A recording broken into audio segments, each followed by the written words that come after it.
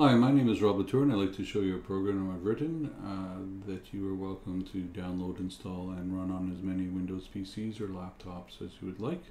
So the program is called Push2Run, and basically what it's going to enable you to do is speak to your Google Home or Google Mini and have what you tell it to do run on your computer.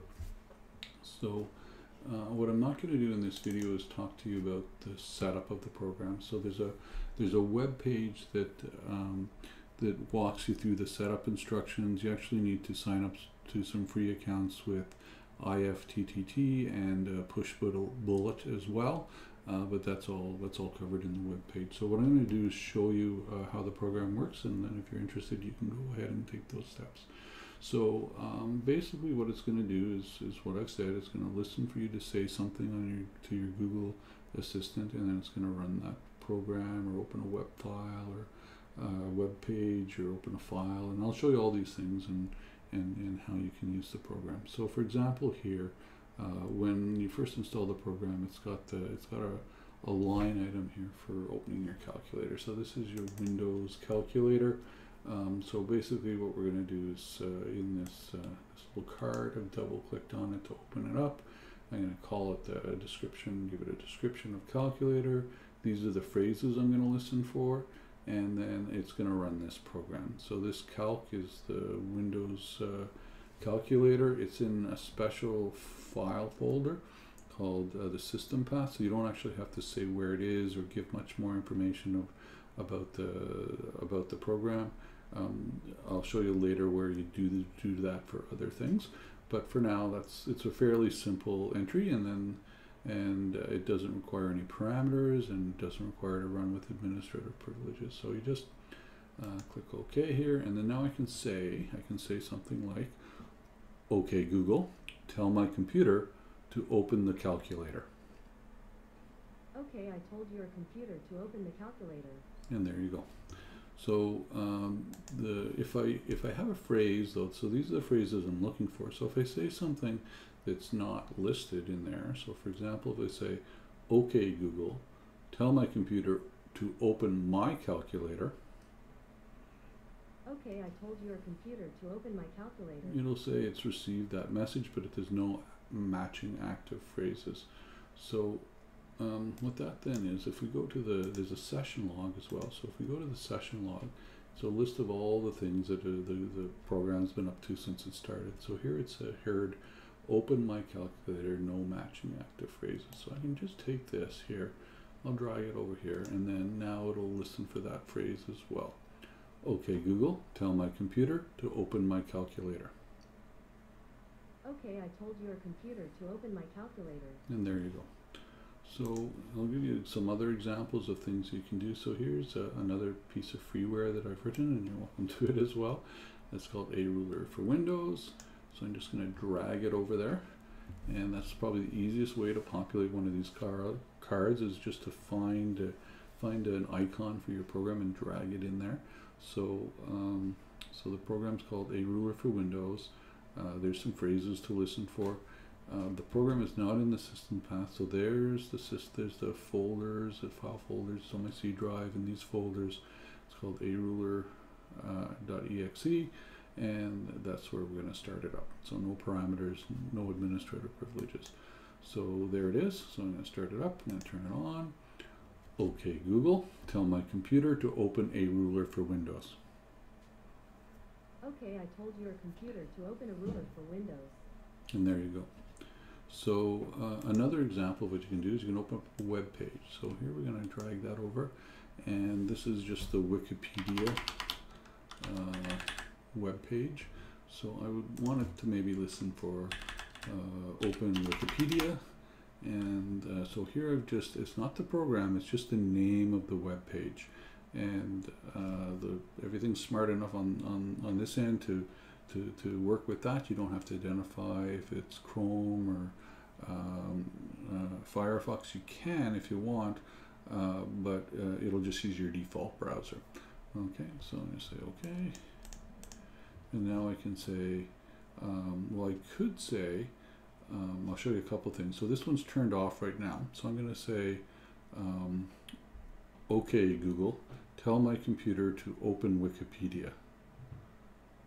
Okay, I told your computer to open Wikipedia. So it's not going to run because although it did find it, it says no matching active phrases. So the phrase was there, but it's not active. So I can say, okay, Google, tell my computer to open Wikipedia. Okay, I told your computer to open Wikipedia. And have it open up. So another thing I can do then is rather than use my voice on all of these things, I can right click on it and say run, and it would have the same effect. Also there's some actions along the actions bar. I can click here, run Wikipedia, or I could press the F12 key. Either of those would actually do the same thing to have that thing run. So that was so that's programs and websites. So there's other things. Here's a file. So this is just an Excel file here. It's I've got a file format of XLSX, which is just something that your PC is going to know about when you open an Excel spreadsheet by double clicking on it here. The computer knows to work with Excel. So in the same way, Push2Run will too. So you just bring it over here. And it's called a test spreadsheet. So it's going to open up the Excel. So Push2Run will hunt all this stuff out for you. So it's going to open up the Excel program in the Excel directory, and the parameter it's going to pass in is the name of the spreadsheet. So here we go again. So okay Google, tell my computer to open a test spreadsheet. Okay, I told your computer to open a test spreadsheet. And there you go. So I'm going to talk to you a little bit about special hand entered ones. So I can add rather than dragging and drop, I can actually add something in here myself. So I'm going to show you an example of shutdown. So I'm going to listen for the phrase shutdown. And I'm going to run the Windows program, which is interesting enough, called shutdown. And it's going to take, it doesn't need a particular startup directory, but it does need some parameters. So these are listed on my website. You can Google for them too, change them around. But there you go. So they're now entered the command to shut down your computer. It doesn't need administrative privileges, so there we go. So I'm going to leave that one off because I don't want to accidentally run it through this video, but I could turn it on and then it would listen for it if I wanted to. So another thing I'm going to show you then is the Google shopping list. It's kind of a nifty thing. So Google has a thing built in conjunction with these Google devices where you can have a shopping list. So here on my shopping list I have fruit punch, bananas, and apples. I have no oranges. So I can say to Google, okay Google, add oranges to my shopping list. Okay, I've added oranges to your shopping list. Which is just great. So if I go back to the shopping list, good job Google, oranges are now on my shopping list. What Google doesn't allow you to do very readily is print that. So when you install Push2Run, it gets installed normally into C program files, Push2Run. So there's a script file here, which is basically, it's a set of commands that it's a mini program that you can write, and you can do your own script files, but this is a script file to print your shopping list. So I just drag it in there. So print the shopping list. Maybe we'll just want to listen for print my shopping list, and then it will run this script file out of that directory. So if you want to look at that to see what that looks like, you're welcome. Just go in there and you can just edit it with. I use Notepad++, but you could use Microsoft WordPad as well. So basically what it's going to do is it's going to go to this same link that is here. Now it's using Internet Explorer to do this. So I've chosen Internet Explorer because it's just easier to set up a script file with that. And the other thing I need to tell you is before you do this, run this for your first time, what you need to do is go into Internet Explorer once and sign on to your Google account. So if you don't do that, so I've already signed on here. That's me. So I've signed on, and then you save it, and the Internet Explorer will what it'll do is it'll remember that with cookies and stuff like that. So you only have to do that once. If you don't go into Internet Explorer and sign on once before, when it goes to print the page, it won't print the shopping list, it'll print the sign on page. So here now what I can say is, okay Google, tell my computer to print my shopping list. And then okay, I told your computer to print my shopping list. You'll see here that it's working. So it's working in the background, it's doing some stuff. It's sending, it'll send that print to my printer. There you can probably hear it coming out, and it's printing now. Just give it a second because it's a little loud. And then now I've got a piece of paper in my hands that says oranges, fruit punch, bananas, and apples. That's my shopping list. So that's something else you can do with the program. So that gives you an idea of the sort of things you can add in. So let me talk to you about also the look and feel of the application here. So you can change these column lengths and stuff like that as you might expect. You can decide what you want to view. So you may only want the description and the what you listen for example, or you can put all those things back. And that helps you kind of arrange your desktop kind of on the columns that you see. In terms of the rows, there's an option here to sort things by description. So with that option checked, these records here will be automatically sorted alphabetically. The master switch will always stay on the top, but underneath it these things will be sorted alphabetically. You can turn that off. If you turn that off, then you can start moving these records around. So for example, this one here, you can move down, you can move it to the bottom, you can move it up. Like this one here, for example, I can't move it up because it's all the way up already, but I can move it down. So you can use the F keys as well to, you can use the F keys to move these around, like F6 and F7. If you want, you can right click on it and you can say move them up and down. You can insert a blank line, is another thing you can do. So you can group these and have them come up like this. If you choose to sort things by description, all those blank lines get removed, and it kind of looks like that back the way you originally saw it. Of course, we can delete things as well. So I can delete that. So I deleted it, but maybe I didn't want to, so I can actually go back. Control Z is the standard for undo, and we can have that restored. So that's some things with respect to kind of the look and the feel of it. I want to talk to you now about administrative privileges. So some programs require administrative privileges to run. So the calculator is not one, but I'm going to tell the program, tell Push2Run that it requires administrative privileges to run properly. So if I now run this, you won't see it, but right now I'm being prompted with the UAC prompt. I'm going to click on yes. So you're not seeing it simply because of the screen capturing software I have. But if it's a program that requires administrative privileges, you'll be forced to do that UAC prompt, saying yes to it. Now, there is something you can do to minimize that. So how it works is if you're running a program with normal priorities and you try to launch another program with administrative priorities, you'll get that prompt.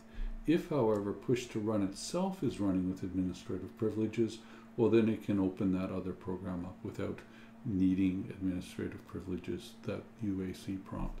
You will have to answer the UAC prompt question when you attempt to run push2run with administrative privileges, but you only need to do that once per logon session. So there's different ways to do that. One is when you start it up, you can just say run as administrator, or if it's already running, you can just say actions, give push2run administrative privileges. So here again, I'm seeing the prompt. I'm going to say yes. It's actually going to exit the program and start it back up again, but it's going to start it up with administrative privileges. So you should be good there. And you can actually take those away as well. So I can remove the administrative privileges as well. Okay, so now that's gone. So I'm back to running everything normal. So there's a couple more things I'd like to show you. I'm going to take this little thing off here. So now I can run it. Oh, sorry, you know what I didn't do? I didn't show you that. Sorry, I'll go quickly. I'll turn that back on. So it's on. I flip it over to having administrative privileges again.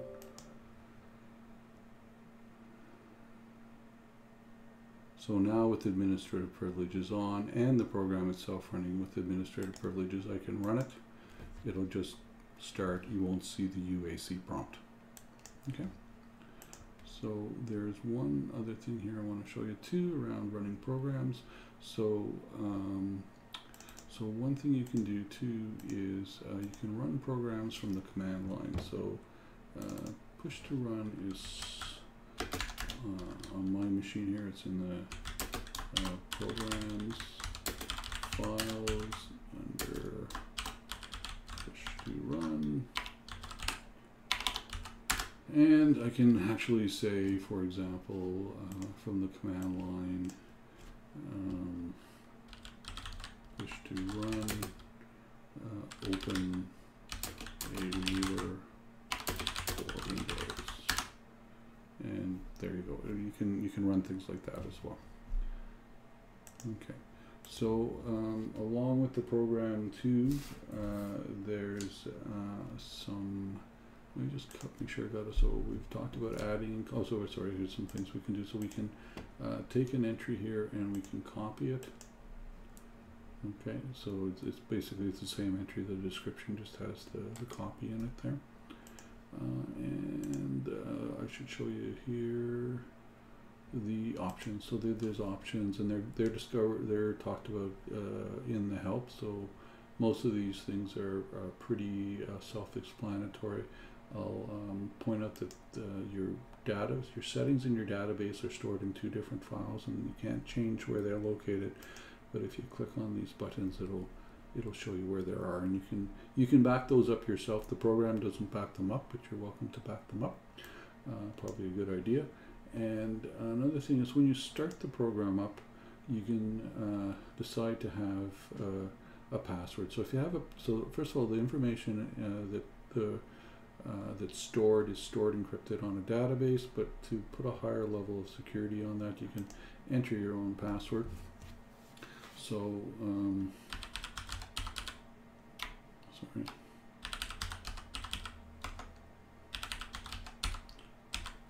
You can enter your own password. So you can. So what that'll do is when you start the program. So I'm just going to exit it. Okay. When you start it up next time, it'll prompt you for a password. Okay. So so that adds another layer of encryption, if you will. So making it harder to get at your data. So I'm not saying people can't get at your data. I'm sure you know, with the right computers and the right technology, the CIA can get in there, I'm sure. But for the most part, it's, you know, I wouldn't be able to myself get at that data. It's all encrypted. I don't have your password. If you lose your password, I won't be able to help you out. So I won't be able to. I don't have a backdoor or anything there that I can get in at your data. That's kind of you lose your password, you kind of have to delete your database and start over again. You can of course then, if you want to change your password, or so there's, you just enter your old one and your new one, or if you want you can remove your password altogether and put it back to kind of the original state. So the other thing I want to show you quickly is there is a help. So in the help there's a link to the main web page. There's help documentation. I'll just click on that then, and that's kind of a more extensive explanation of how the program works. There's sorry, just I'm going to refresh that page because I made a small change to it just before this video. You can actually click over here, and this is how you, and this one was changed too, so I'll refresh it as well. So this is the setup page, and you can this walks you through what you need to set up the program if you like. And then the license. So the license is a Creative Commons license. Basically what it boils down is you're free to copy and use it as much as you like. You can't charge money for it, stuff like that, but I'll let you look at that if you want. And then there's also a donate button if you like. If you want to help out, I'd be glad to be helped out. So in a nutshell, that's the program. I really did enjoy writing it, and I hope it will be of good use to you. So thank you very much.